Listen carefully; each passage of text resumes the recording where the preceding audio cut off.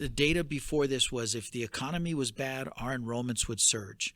If the economy was good, our enrollments would flatten and even fall.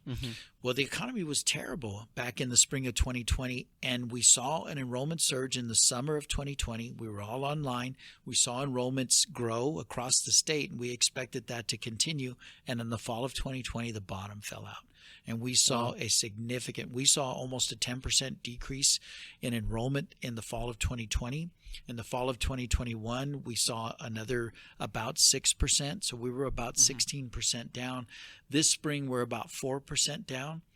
But if you look at the spring of 2020, which was the last, regular term, at least the start of the term, we're about 20%. We're about 16% down. So I understand that there's a lot of jobs, and I finally figured this out. The 18 to 24-year-olds, there 5 million more of them are in the workforce right now. Every age group above that, 10 million or fewer in the workforce. So we've lost about 10 million employees. If it wasn't for our youngest employees, we would be down 15 million employees in the United States. Wow. So again, I don't begrudge them, and I know those entry-level jobs right now are paying $10, $12, $15 an hour, and I want them to enjoy that wage. My concern is those wages will come down.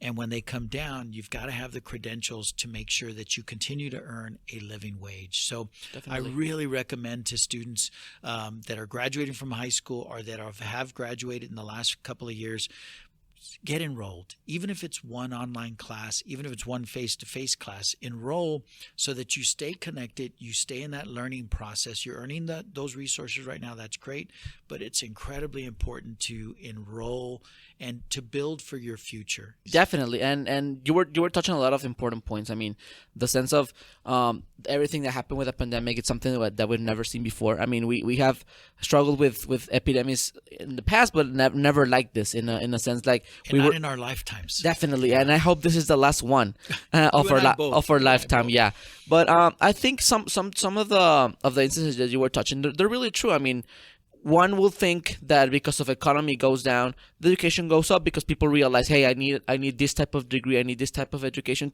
for me to enter this the workforce.